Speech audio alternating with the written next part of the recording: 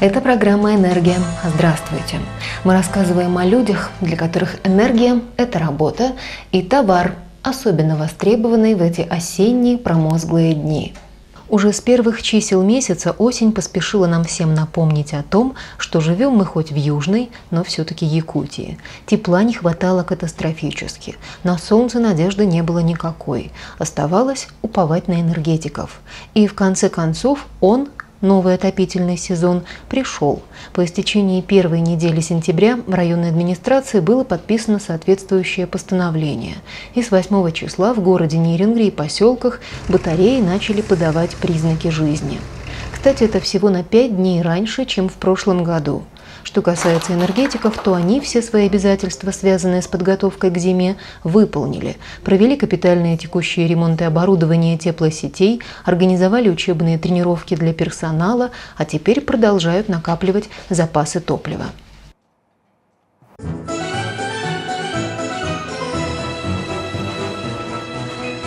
Начало сентября – исключительно важная пора для школьников, в особенности для тех, кто пришел учиться не по истечении 3 месяцев летних каникул, а после 6, а то и 7 лет беззаботной жизни под крылом родителей, бабушек, дедушек и воспитателей в детском саду. Это ваш первый шаг во взрослую жизнь. Так, кажется, принято говорить первоклашкам. Второй раз ту же фразу они обязательно услышат, будучи уже заметно повзрослевшими выпускниками. А пока у этих детишек, слава богу, никаких признаков зарождающейся взрослости не наблюдается. Поэтому можно вдоволь подурачиться вместе с героями любимой сказки. Организаторами этого ежегодного праздника, как всегда, выступили администрация, профсоюзный комитет и молодежная организация ТОК Нерюнгринской ГРЭС. Суть и цель мероприятия понятны и неизменны – связать начало учебы с исключительно приятными эмоциями и впечатлениями.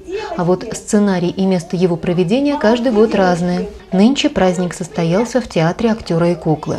Туда были приглашены все первоклашки, чьи родители трудятся на Нерюнгринской станции. И, между прочим, в этом году таких ребят оказалось почти в 2 раза больше, чем в прошлом – 49 человек с незначительным перевесом в пользу слабого пола.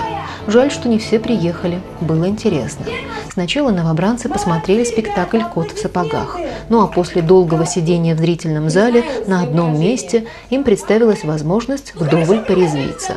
Участвуя в различных конкурсах, они играли, бегали, прыгали, танцевали, отгадывали загадки и корчили смешные рожицы. После всех развлечений первоклашки угостились сладостями и получили полезные для школы подарки.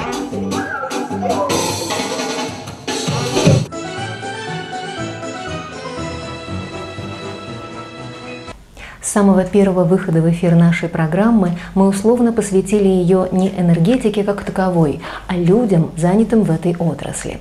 Мы убедились, что в их жизни и работе много интересного. На протяжении 8 лет мы рассказывали о различных энергопредприятиях района и о самом поселке энергетиков Серебряный Бор. Но постоянным героем нашей программы всегда была Нерюнгринская ГРЭС. Нерюнгринская государственная районная электростанция. Мы узнали, что аббревиатура НГРЭС расшифровывается именно так, а никак иначе. Удивились мужеству энергостроителей, возводивших такое крупное предприятие в условиях вечной мерзлоты. Ведь, как известно, в мировой практике такого еще не бывало. Узнали любопытные цифры о станции, например, что высота ее дымовой трубы 240 метров, протяженность магистральных и городских сетей почти 300 километров, а площадь водохранилища чуть более 4 квадратных километров. Мы были свидетелями, правда не на свадьбе, а свидетелями бракоразводного процесса. Ведь именно так, разводом, окрестили сами энергетики выход Нерюнгринской станции из акционерной компании «Якутскэнерго» в декабре 2006 года.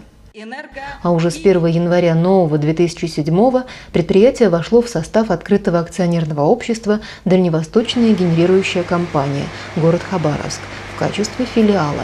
Мы побывали, если не во всех, то во многих ваших цехах и подразделениях. Вместе с другими гостями, например, выпускниками, чьи родители работают на станции, ветеранами предприятия и сами по себе.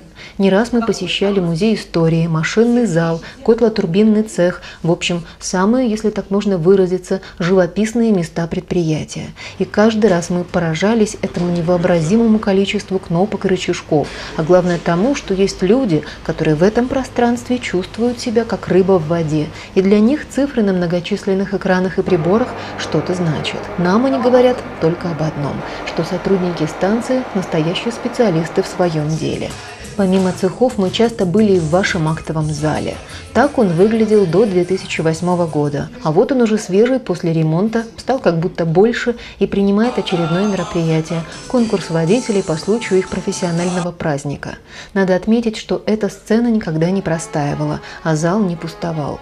Помимо каких-то официальных встреч и торжественных собраний по случаю общероссийских праздников, вы регулярно проводили здесь свои конкурсы профмастерства, молодых специалистов, творческой самодеятельности и так далее. Кроме того, вы никогда не оставались в стороне от районных и городских мероприятий различного характера. Фестиваль «Семья года», конкурс отцов, спартакиада трудовых коллективов, встреча якутского лета эссе. Дальше больше. Вы придумали, и вот уже 10 лет проводите на водохранилище полюбившийся горожанам праздник – День Нептуна. Чтобы он прошел веселее, руководству станции приходится идти на жертвы и каждое лето принудительно купаться.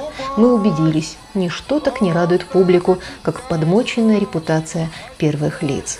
У нас было много поводов восхититься вашими спортивными достижениями. Легкая атлетика, хоккей, волейбол, футбол – виды спорта, в которых энергетикам, кажется, нет равных. Уже стал историей, а когда-то был долгожданным и любимым турнир «Кубок вызова». Впервые проведенный более 30 лет назад, он то пропадал, то возрождался. В 2006 году мы ездили в столицу республики вместе с командой «Юг», объединившей спортсменов энергопредприятий Нерюнгри и Алдана. Кто бы сомневался в том, что именно вы станете рекордсменами по количеству медалей и наград. И в городской легкоатлетической эстафете ко Дню Победы последние несколько лет вы не оставляете соперникам ни единого шанса.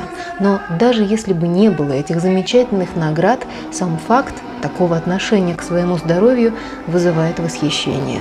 И не только к своему, и не только к здоровью. Вы всегда поддерживали тех, кто в этом нуждался. Собственные дети, ученики, воспитанники подшефных школ и садов, спортсмены, о ком бы ни шла речь, энергетики готовы помочь. Не словом, а делом, то есть деньгами. Это важно. И для этого был создан благотворительный фонд «Доброта». Успешно работает программа «Наши дети». 6 лет назад родилась молодежная организация «ТОК», которая в своей деятельности тоже немало времени и внимания уделяет детям. Вы не ждали, когда же ваши дети станут звездами мирового хоккея. Вы просто хотели, чтобы они были чем-то по-настоящему увлечены и имели возможность заниматься любимым спортом. А они по-настоящему удивляли вас, собирая целые урожаи кубков и медалей со всевозможных чемпионатов Дальнего Востока и России. Вместе с вами мы отмечали ваши юбилеи. Их, признаться, было немало. 20, а потом 25 лет Нерюнгринской ГРЭС, 40, а потом 45 Чульманской ТЭЦ, 30 лет поселку энергетиков, столько же хоккейному клубу «Энергия». Ко всем этим датам и обо всех юбилярах мы делали документальные фильмы и посвящали сюжеты в программе «Энергия», которая, кстати, тоже не осталась незамеченной. В 2005 году этот телепроект был отмечен в конкурсе энергожурналистики «Пегас», а в 2006 получил первое место во всероссийском конкурсе «Энергия Пера» по версии РАО ЕС в номинации «Тележурналистика».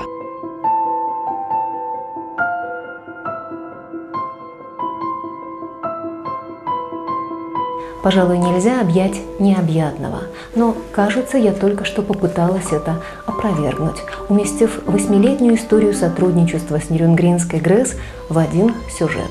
Сделала я это намеренно, поскольку совершенно не знаю, что говорить в тех случаях, когда нужно прощаться навсегда. Это последний выпуск программы «Энергия». Нам с вами, энергетиками и просто зрителями, было интересно. Если это хоть немножко взаимно, я считаю свою задачу выполненной. Берегите тепло в душе, потому что за тепло в домах есть кому ответить. И об этих людях вы еще обязательно услышите, но в других программах.